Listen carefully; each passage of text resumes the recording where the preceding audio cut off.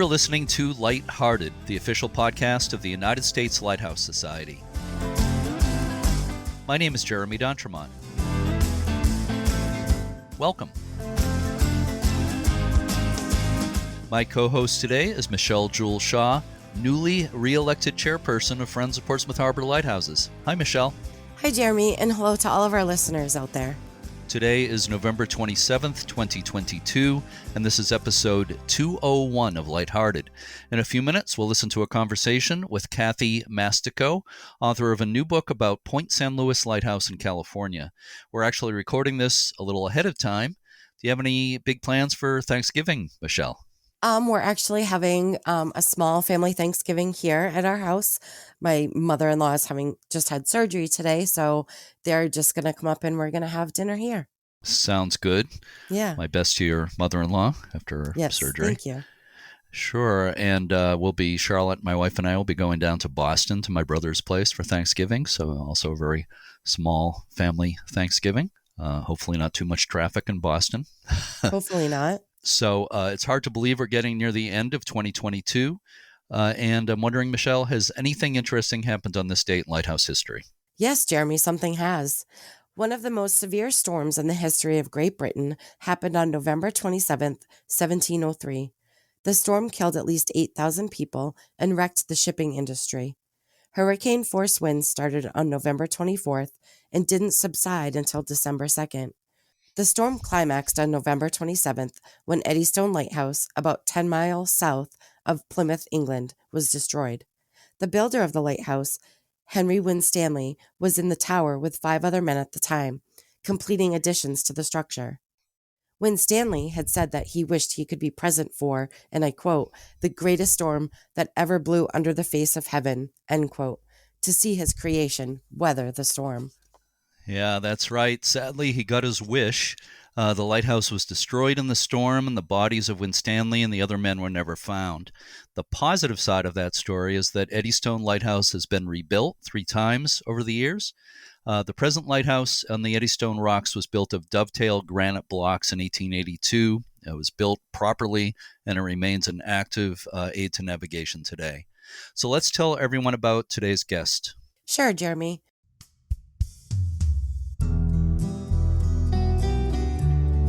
San Luis Obispo, about halfway between Los Angeles and San Francisco, was founded in 1772 by the Spanish and is considered one of California's oldest communities. The port of San Luis developed into a major shipping point in the 1870s.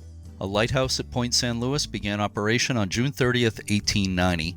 The beautiful Victorian building consists of a square wooden tower attached to a keeper's dwelling. After many years as a staffed light station, it was automated in 1975. The Point San Luis Lighthouse Keepers, a dedicated group of preservationists established in 1995, spearheaded a 15-year restoration effort that led to the lighthouse being open to the public. Docent-led tours are available year-round. Kathy Mastako is a docent and historian for the Point San Luis Lighthouse Keepers.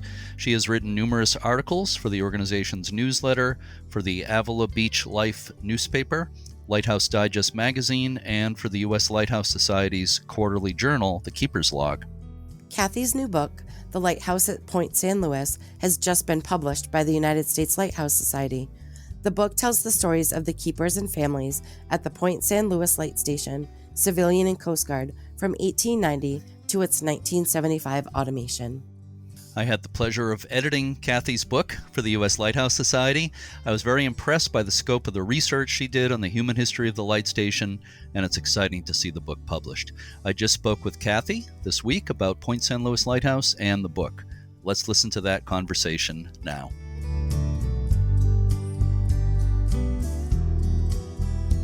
I'm speaking this afternoon with Kathy Mastako, and Kathy is a docent and historian for the Point San Luis Lighthouse Keepers in California, and Kathy is the author of an amazing new book, The Lighthouse at Point San Luis, which I've had the pleasure of being personally involved with, and we're going to talk about that.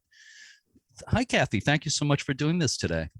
Thank you so much for inviting me to do this. I am grateful, Jeremy. Let's just start with a little bit about your background before we get into the lighthouse and the book and all that. Where are you from originally? So originally I'm from the East Coast. I was raised in Washington, D.C. So Uh-huh. I'm familiar with some of the lighthouses along the Eastern Seaboard. Hmm. Um, Moved to California, in the 70s. Had a career working in human resources in Silicon Valley, moved down to the Central Coast in 2002, was going to retire, then decided it was too early for me to retire. So I went back to work at Cal Poly, which is the, I should say, California Polytechnic State University, which is the local college. Hmm. Retired in 2016. So what I did before 2016 has absolutely nothing to do at all with this 6-year passion project that I've Okay. had. Unrelated. So what led you to get involved with the Point San Luis Lighthouse Keepers? So after I retired in 2016, I had a plan. I knew what I wanted to do. And then I got derailed. I was having lunch with a friend who was working as a volunteer in the gift shop there at the Point San Luis Lighthouse. And she said to me, Kathy, you should be a docent. And I thought about it for a little while and thought, well, that might be fun. That might be interesting. And so I applied to be a docent, to be a tour guide, and went through the training. And now here we are 6 years later, and I know an awful lot about this little lighthouse, I'll tell you. I know you do.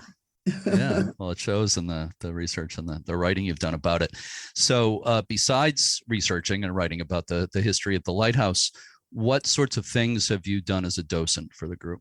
Well, I'll tell you about 3 things that were very special to me, being a docent or being a tour guide. And it's really when you're touring someone around who has a strong connection to the light station. So one of the keepers that I write about in the book was our second principal keeper, William Smith. I was able to make a connection to his great-granddaughter, and she lives on the East Coast. She has relatives in California. She was making a trip. So I had the pleasure of touring her with her son and with her granddaughter.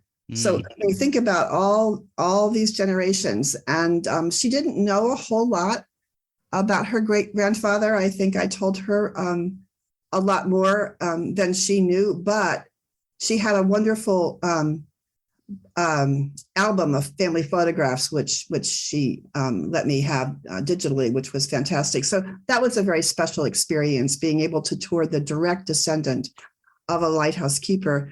Another fun experience or special thing that I did as a docent recently was to tour around the widow of a Coast Guard officer in charge who was stationed at the light station in the mid-50s. And she came, she hadn't been back since the mid-50s. She's 90 years young, and she came and toured with her boyfriend and gave me a wonderful painting that her husband had done of the Point San Luis Lighthouse. So that was special. And then just one more, Yogi Guizio was another officer in charge in the 70s. And his widow recently donated a bottle collection.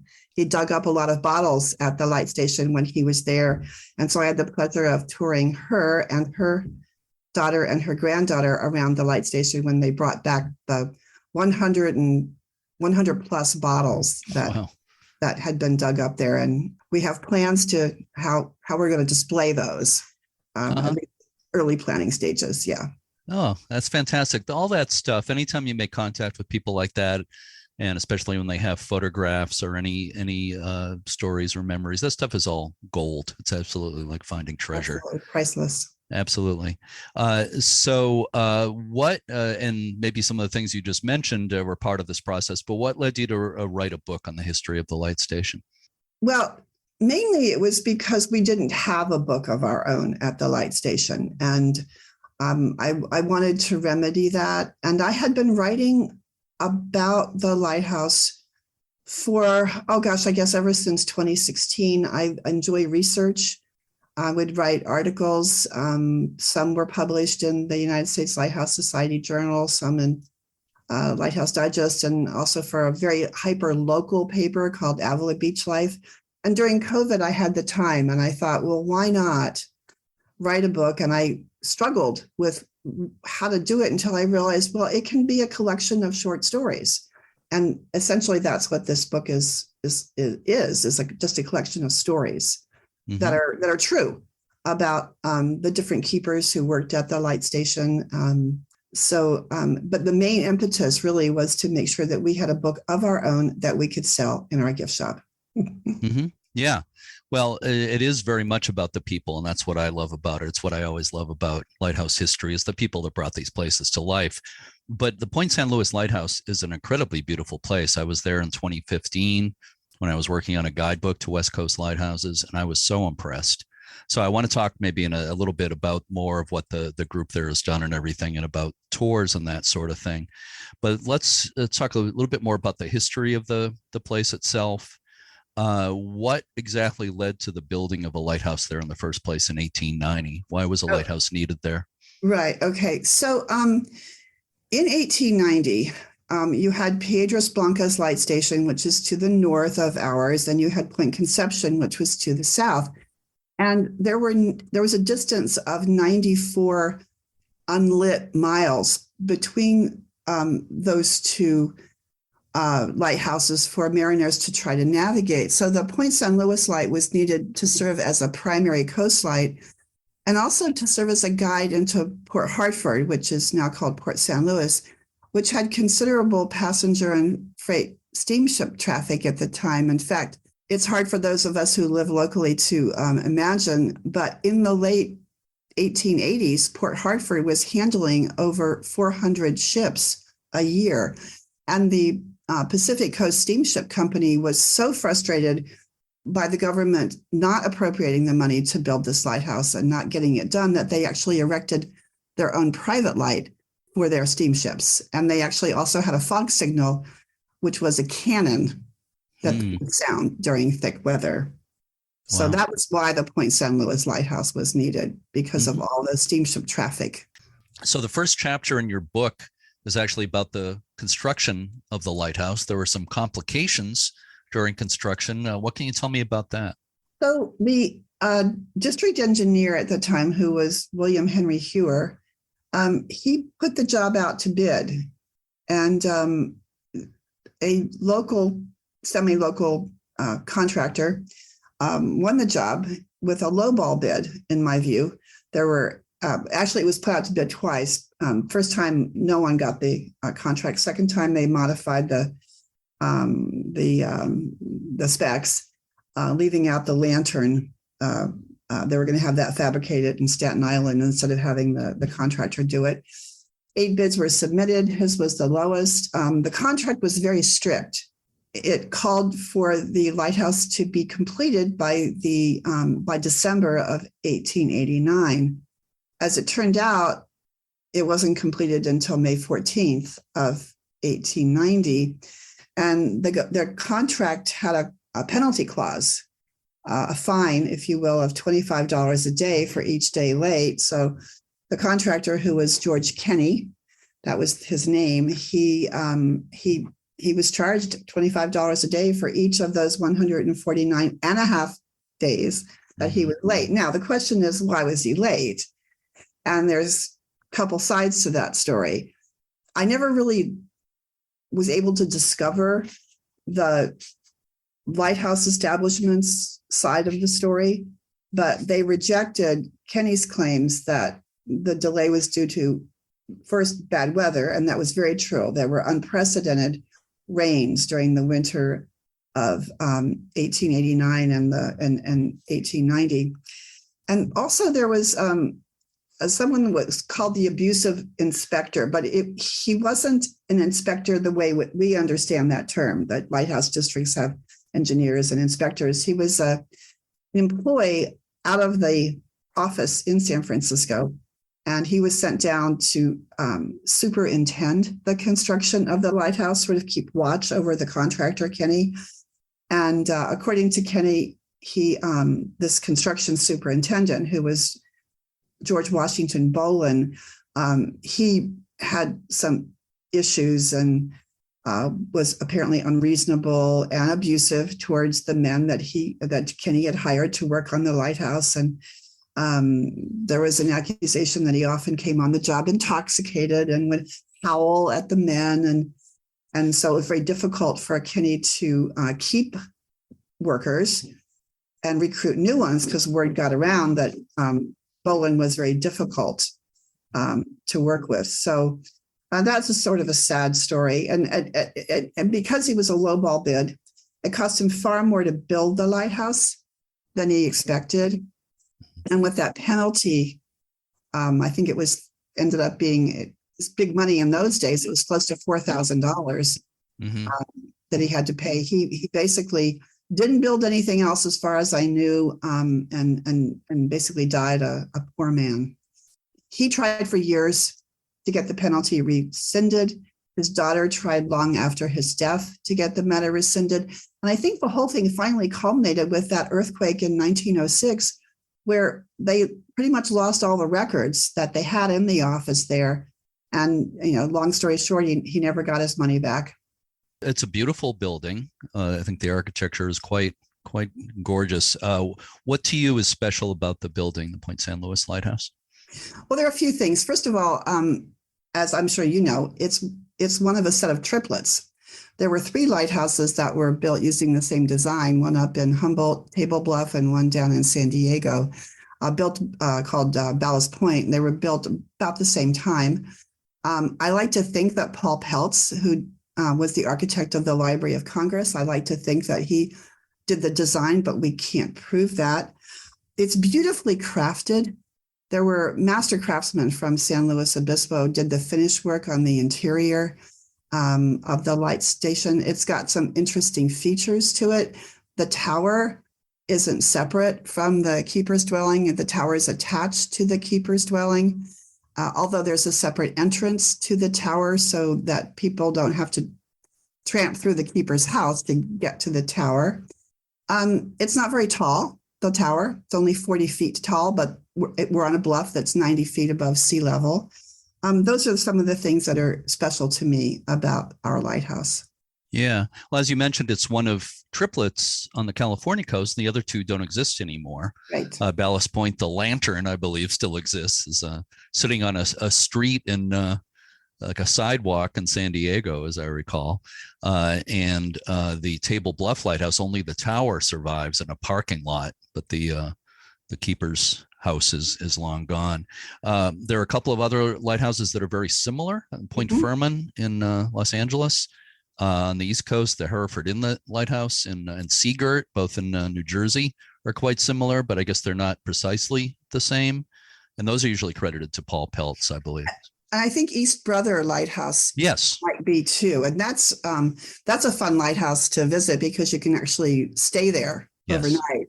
It's operated as a bed and breakfast. Yeah, I've been there. I didn't get to stay overnight, but yeah, it's a beautiful class of lighthouses. And it's that Victorian stick style, which is, I find, very attractive. Yeah, I totally agree.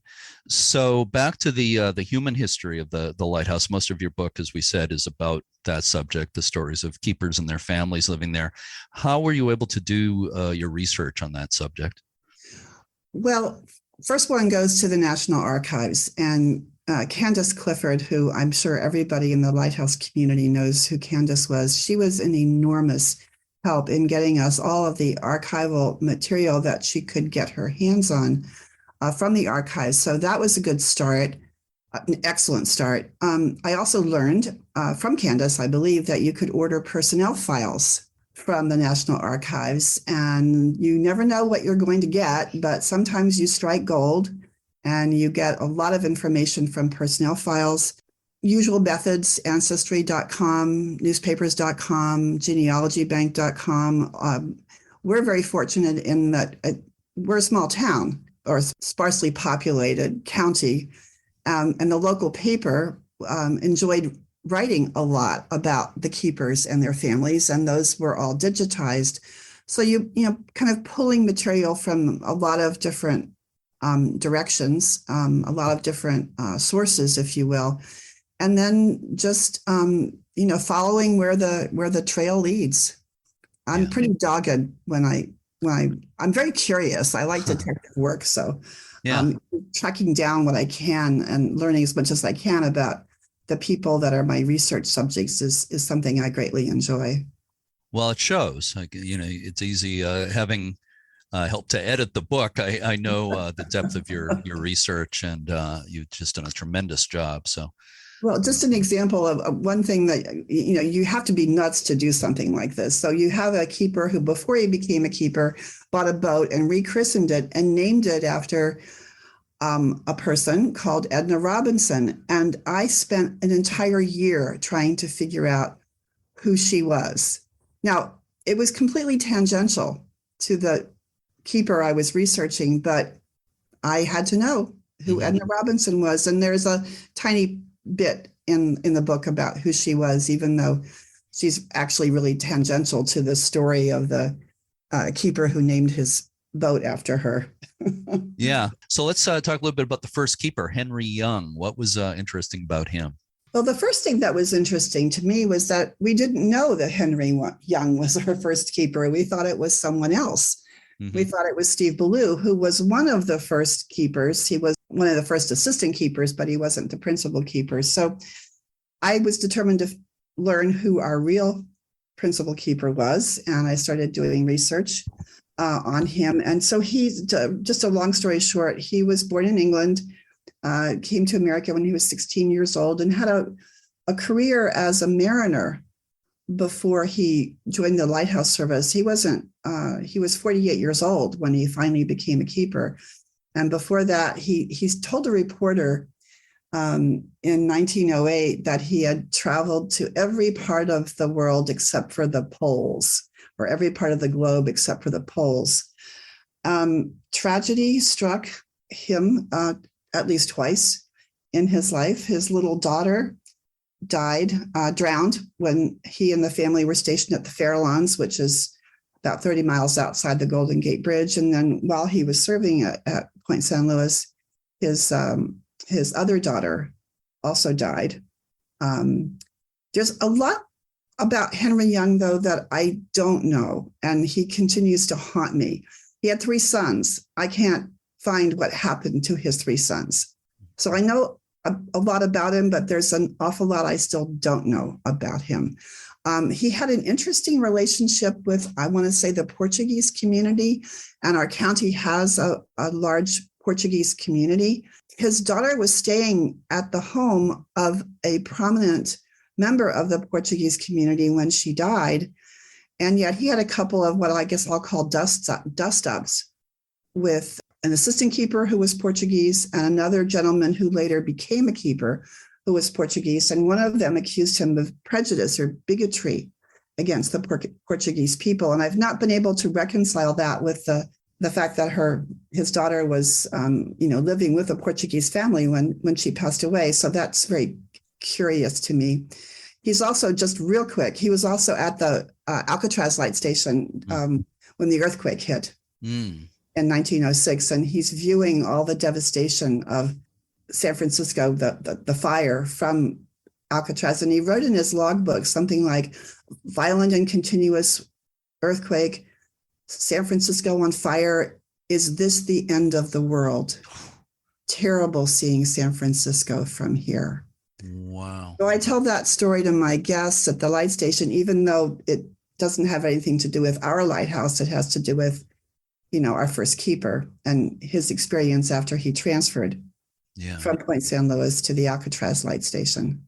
That's incredible, though. You just think about that. It must have felt like the end of the world. It must have looked like it. Yeah. And something you said had me thinking when you said you had trouble tracking down what happened to his sons. I just want to say, just in general, to anybody listening, and obviously we have a lot of lighthouse buffs, so listen to the podcast. If you are descended from a lighthouse keeper or have some special knowledge, whether it's something that's passed down in your family or whatever about a lighthouse keeper at any lighthouse, I strongly urge you to contact if there's an organization involved with that lighthouse, because that information is absolutely vital. We need to record as much of it as we can. So I just want to put out a plea to people who have any connection like that to contact organizations. And I know how much I love to hear from these people, descendants of keepers, who have even a tiny little bit of information. It's all a piece of the big puzzle. So I bumped into someone the other day. I can't even tell you where it was. And we started talking. And I think I mentioned the lighthouse. And he said, oh, yeah, my dad lived there. Mm-hmm. And it's like, wait a minute, what do you mean? And it turns out he's the grandson of Jens Wagner. And Jens Wagner was an assistant keeper at our lighthouse in the mid-30s. So you bump into people. I bump into people when I'm giving tours who say, oh, yeah, my friend's aunt lived at Point San Luis, or, for a time. So, and then of course you've got to make contact with that person and see if they have photos and get their memories. Yeah. Oh, you never know. That's right. You never know where the next piece of information or photo or whatever is going to come from. So you got to keep your ears and eyes open all the time. So there were civilian keepers and families at Point San Luis from the time it was established in 1890 to 1947. It was Coast Guard keepers after that until the mid 70s when it was automated, right? So anything more about the civilian years? Any of those people from that era that I know there's a lot, having read the book. I know there's a lot. We don't have time to talk about all of it. Yeah. People need to get the book. But anything that really especially stands out for you from those years? Well, Antonio Silva is very interesting to me because of the fact that before he became a keeper, he was a squatter, if you will, on a little island called Whalers Island, which is just off the mainland, very near to the lighthouse, the Point San Luis Lighthouse. And he wasn't involved in whaling. He was a fisherman, and he was given tacit permission by the government to squat on Whalers Island, even though Whalers Island had been reserved by an executive order of President Grant for lighthouse preservation or lighthouse purposes. And he was able to garner an awful lot of support for being allowed to continue squatting on the island. When at one point in time, the government decided that squatting should be no longer allowed. So that was interesting to me about him. Also, he was our longest serving keeper. He was never a head keeper, principal keeper. He was an assistant keeper, but he served, I think, from 1906 to 1933 at Point San Luis. So he had a very long career there. And before when he first joined the Lighthouse Service, he served, I believe, for 3 years at, I want to say, Point Sur. So he's interesting to me because of the longevity of his service. No one served longer at Point San Luis than Antonio Silva. Yeah. I'm picturing the really nice picture of him in the book. Mm-hmm. Yeah, and he also had a tragedy because he lost his only child, his daughter, who may have been named after Edna Robinson, along with his boat. She died of either polio or typhoid fever in 1916. She was only 15 years old at the time. Wow. And that was very sad. Yeah. So if we could talk a little bit about one of the more interesting incidents in the history of the station was something involving the steamship Roanoke, right? In May 1916. Right. So what I found interesting is that in 1916, for 3 days in May, newspapers across the country ran front page stories above the fold with the dateline San Luis Obispo. You don't often see that in national papers. And it's because the keepers at Point San Luis spotted a lifeboat drifting dangerously close to a long rock jetty that we call breakwater. They assisted in rescuing that lifeboat. There were 8 aboard, 5 were dead, 3 were still alive, and it turns out that those were the only 3 survivors of the sinking of the SS Roanoke. Roanoke had a crew of, I want to say, about 50 people. Also, the captain's wife was aboard. Why it foundered? Probably due to being had too much cargo or cargo improperly stowed.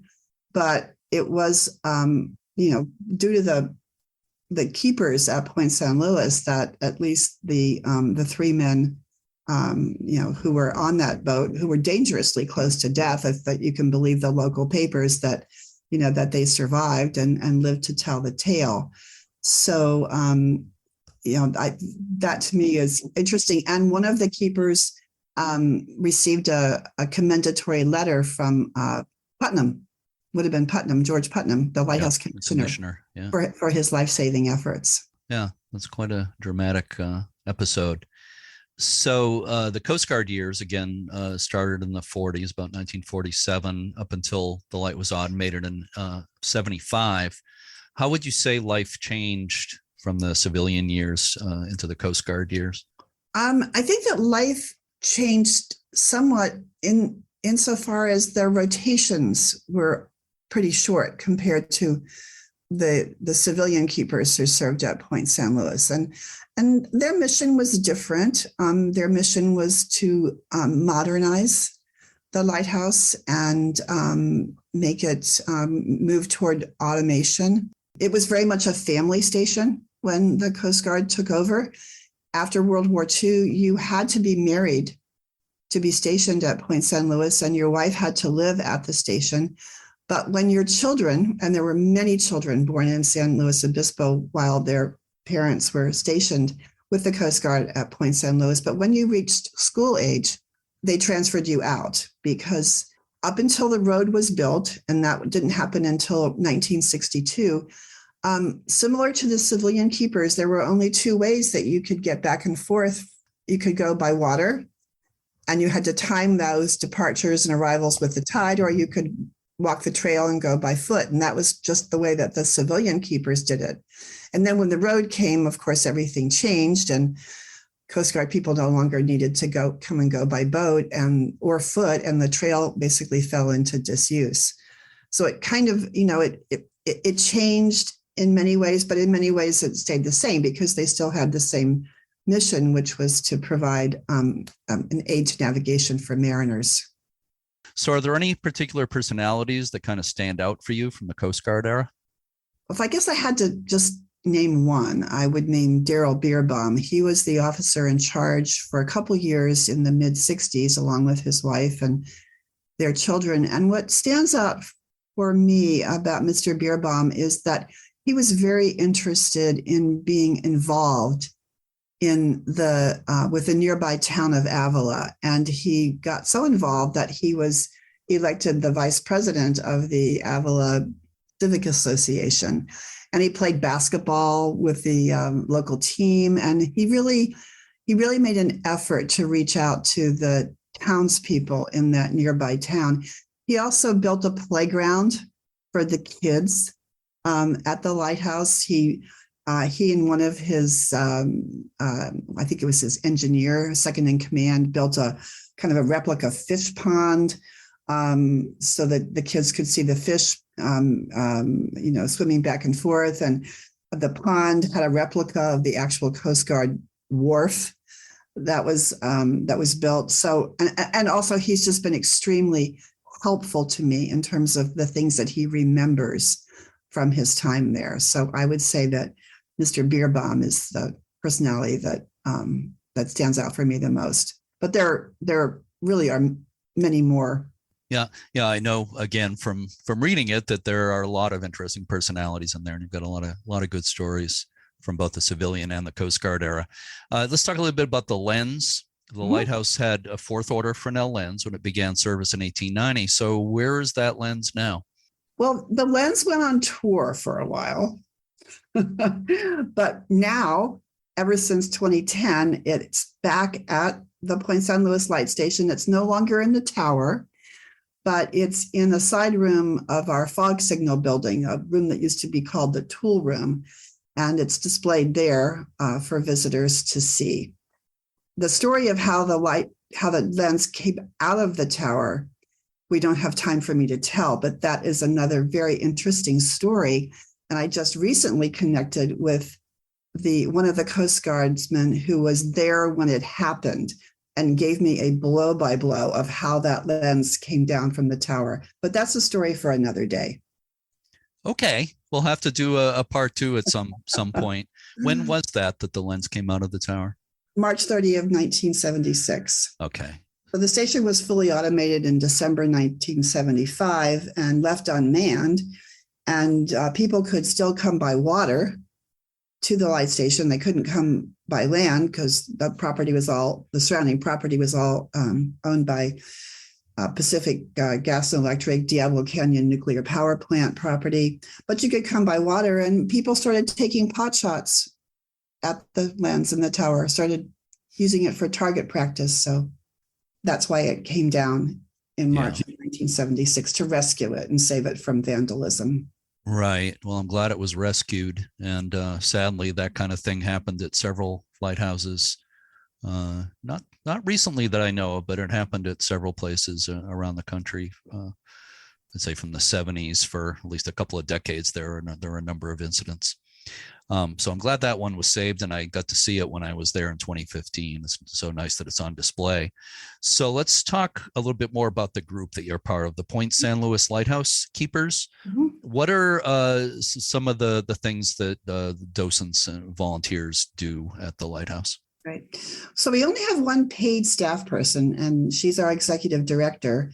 And so the lighthouse is basically operated and maintained by a core of very dedicated volunteers who do everything from doing the maintenance of the property itself, the 30-acre light station property, to leading tours, to operating a gift shop, helping with special events. We had 25 weddings this year at the light station, and volunteers help making sure that everything goes smoothly. As far as weddings are concerned, we had a series of concerts at the lighthouse this summer, so the volunteers get very involved with setting up and tearing down and doing everything you need to do to organize and execute concerts there. We do it all, basically. Anything that needs to be done is done by volunteers. We have a Tuesday work crew. They're out there every Tuesday doing maintenance work. We're currently working on trying to restore our 2 cisterns that are very special to us. Each of them holds 50,000 gallons of water. We need that water for fire protection. So we've got, people working on how to do the restoration of the cisterns and their covers. So, and I could go on and on. I'm sure you can. Yeah. I'm sure you do just a little bit of everything. 25 weddings. That's absolutely incredible. Mm-hmm. Wow. Yeah. I thought we had a lot of Portsmouth Harbor Light, but it's usually no more than just a handful, but 25. Wow. I don't think we charge enough. Well, I can't comment on that, but no. It's kind of an unusual setup there because it is open for tours on a somewhat limited basis by reservation. Tourists cannot ordinarily just drive right up to the lighthouse like they can at some lighthouses. It's quite different. Can you explain a little bit about how that works, how the tours work? Sure, I'd be happy to. So right now we're open for tours on Wednesdays and Saturdays. They are shuttle bus tours. We have a staging area that's outside the PG&E property where guests board a shuttle bus. They're taken up this narrow, winding, one-lane road. It's kind of an e-ticket ride, if folks even know what an e-ticket is these days, to the lighthouse. And they spend about an hour at the lighthouse being guided around, and then they go back on the shuttle bus. You can still hike to the lighthouse. PG&E docents lead hikes also on Wednesdays and Saturdays. You don't have to reserve for the hike. You can come, and then you can tour the lighthouse for a very nominal charge once you've done the hike. So but you can't drive there on your own because it's within the Diablo Canyon Nuclear Power Plant property, and you can't see it from land. So many people who live locally don't know that we have a lighthouse. We call it the hidden gem of the Central Coast because you can't see it from land, which is not typical for, I think, land-based lighthouses, perhaps. Well, it's an absolutely gorgeous place. And, I went way out of my way to tour it in 2015 during a West Coast trip. I had to drive a long way to fit it into my schedule, but I didn't regret it one for a second. I absolutely loved it. So I think it's worth the effort for anybody who wants to do the tour there. And all the tour information is on a website, right? Which is it pointstlouislighthouse.org, I think? pointstlouislighthouse.org. Yeah, absolutely. All the information is there. And there's a online ticket service called My 805 Tix, I think it's called TIX, where you can sign up for the tours. I think that they're $25 for the shuttle bus tour. And again, the hike is free. And then you pay a nominal amount if you want to tour the buildings. Yeah. And the tours are year round, right? The tours are year round. Yeah, not like here in New England where things pretty much shut down from right. October to May. Yeah. Oh no, it's in fact we're during December we are doing special holiday tours. The house, the keeper's dwelling is all decorated. It's absolutely gorgeous, and so December is a very busy month for us because we're blessed with this lovely temperate Mediterranean climate. Yeah. Oh, I would absolutely love to be there to see that December. So is the group always looking for new volunteers? We are always looking for new volunteers. You know, Jeremy, during COVID, when we were closed for so long, a lot of our volunteers turned to other pursuits. And so we are actually right now doing a big recruitment push.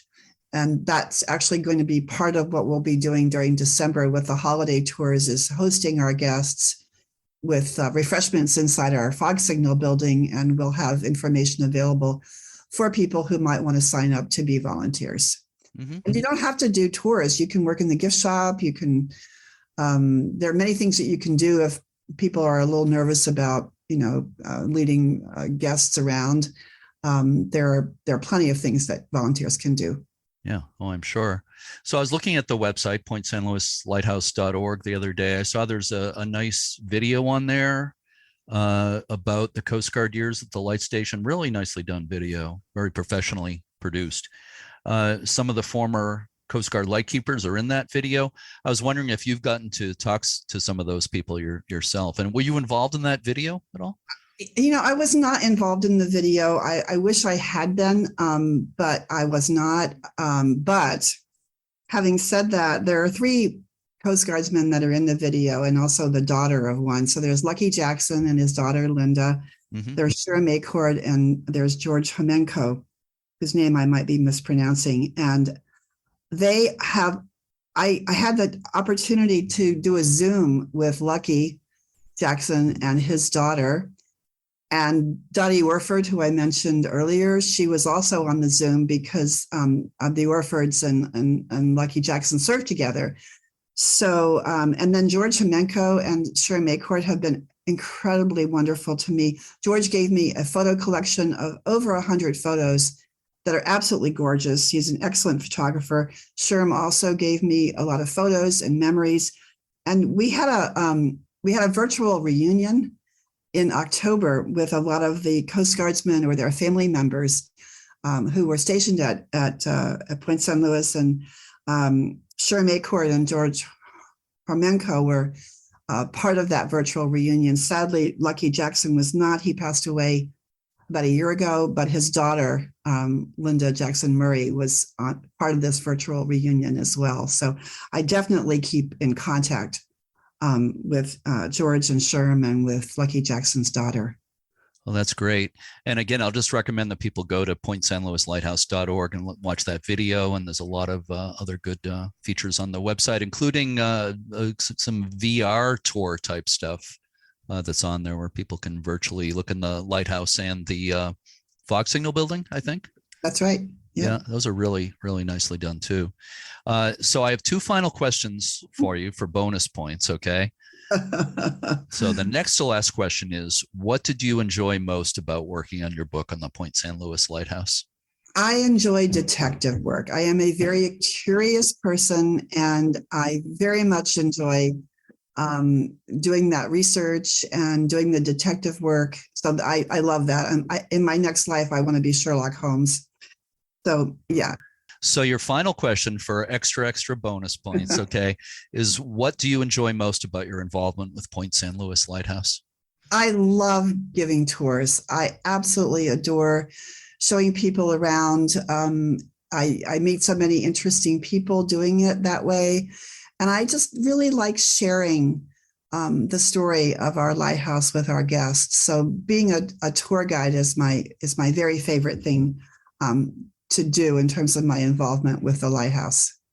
Very nicely said. So, Kathy, I want to thank you so much for joining me for the podcast today.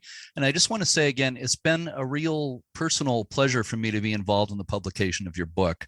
As some of our listeners know, I of course, this podcast is for the U.S. Lighthouse Society, and I do other things besides the podcast for the society. And one of those is to help shepherd some books to fruition. And yours is actually the first major book that we've taken kind of through the whole process to publication. And as we speak in mid-November here, it's about to go to be officially published and go up for sale. By the time people hear this, it will be available on Amazon and will be available through, I believe, the Point San Luis Lighthouse Keepers website. Yes, that's correct. Okay. That is correct. So I recommend that people go to pointsanluislighthouse.org, order the book there. That way the group benefits from it to the maximum. And it certainly makes a nice Christmas present. And I think I'm happy with how it's come out. And I think you should be very proud of the work you've done on it. So congratulations on the new book. Thank you so much. And you know that every single person on my Christmas list, you know what they're getting for Christmas, I'm sure. A signed copy, of course. Absolutely. Yeah. It's just been a pleasure, Jeremy, talking with you this afternoon, and your involvement with helping to shepherd this book to fruition is just I can't tell you how grateful I am. Well, it's completely my pleasure. So thank you for the opportunity for me to be involved, and thank you for being with me today, Kathy. And we'll be talking again. I look forward to it. Thank you, Jeremy.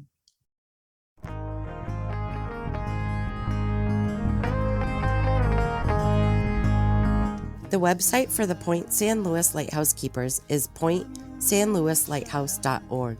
That's Point, SANLUIS, lighthouse.org. On the site, you can get info about tours at the lighthouse, and you can also buy Kathy Mastako's new book.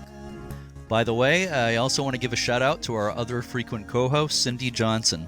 Cindy was very involved in the editing of the book. We had a great team. It was a real pleasure helping to make the book a reality, and I'm very pleased with how it's come out. Congratulations to Kathy. I hope the book does really well. It makes a nice Christmas gift for anyone interested in lighthouses or California history. Thanks as always to all the members, volunteers, and staff at the United States Lighthouse Society and all its chapters and affiliates. Check out uslhs.org to get more information on the domestic and international tours, preservation grants, the passport program, and everything else the Society offers. Donations and memberships help to support this podcast. Don't forget to rate and review us if you listen through Apple Podcasts. So, Michelle, do you have a quote for today? I do, Jeremy. The Roman philosopher Lucius Annaeus Seneca, the Younger, usually known as Seneca, once said, quote, "If one does not know to which port one is sailing, no wind is favorable," end quote. Next week's Lighthearted will focus on Stepping Stones Lighthouse in New York.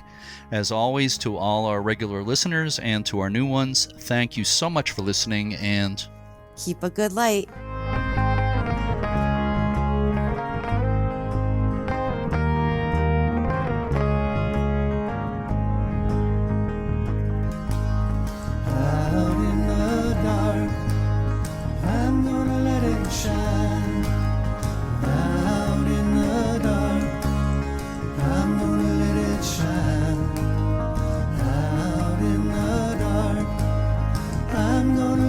Shine, let it shine, let it shine, let it shine.